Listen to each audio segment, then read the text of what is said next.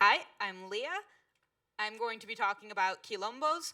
I'm going to also talk a little bit about their history, why you should care about them, and my experience actually visiting the historical site of a quilombo. Quilombos existed and still exist in Brazil.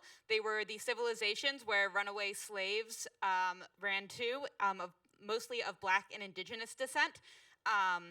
So because of that, this is not necessarily a history that is like my direct history, but it's something that I think is really interesting and important to share, partly because of its role of rebellion in the history of Brazil, but also because of one quilombo in particular named Quilombo dos Palmares, which is the site that I was able to visit in Brazil. It's in an area called Serra da Barriga in the state of Alagoas in Brazil, and you'll see an image in a second, which is where it was located. Serra da Barriga is remote. It is out in the middle of nowhere. It was about like an hour-and-a-half drive from the nearest major city, which is Maceió, which I'm pretty sure no one here has heard of. This is Serra da Barriga. It is beautiful. As you can see, it is very, very removed from basically anything around it. That was very much deliberate on the part of the quilombolas, which are the people who founded it and lived there.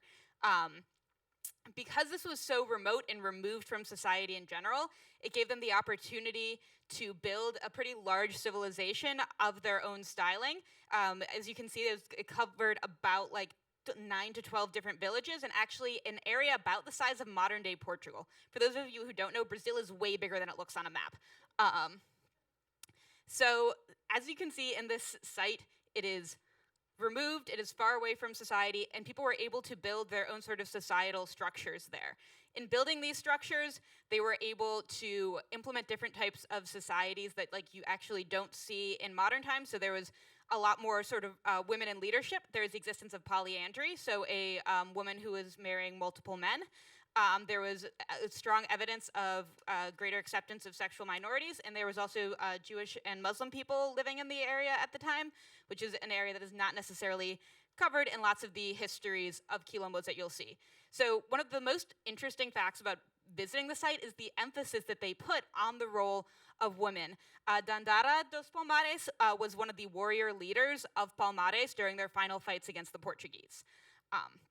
This emphasis on women in the history of rebellion in Brazil, and in particular in this specific area, I was so fascinated by the fact that like this is a huge part of the history of Brazil and the history of rebellion and the history of like decolonization and rebellion of slaves, that they chose to emphasize the role of women and the diversity of society in forming this rebellion. And being able to visit the site was actually really emotional in a way because of that. In visiting the site, I was there with this group of people, and we were able to see this history, even though everything outside of it was kind of like everything in the outside world. Brazil is ruled by a basically fascist government with fascist leader, about as much as fascist as ours, or more so. But you still have this strong history of rebellion. This is an artist's image of Zumbi dos Palmares, who is a national hero of Brazil. The day of his death, November 20th, is the National Black Consciousness Day in Brazil. And that's a huge show of how much this has been integrated into the culture, and specifically this diverse and rebellious site has been integrated into the history of Brazil and into the history of rebellion. So in being able to visit the site, we were able to go to this one last place that was the last place on our journey. It was what they called it like the Enchanted Lake, and it is also a tree that dates about to the time of Palmares, so 300 to 400 years old. It is this huge old tree. They think it was grown from a seed that was brought over from Africa.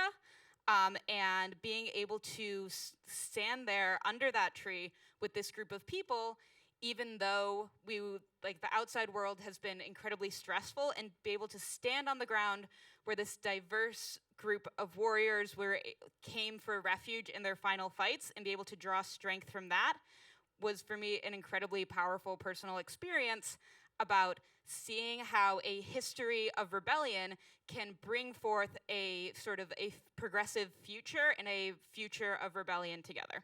This is our group underneath the tree in Brazil. Thank you very much.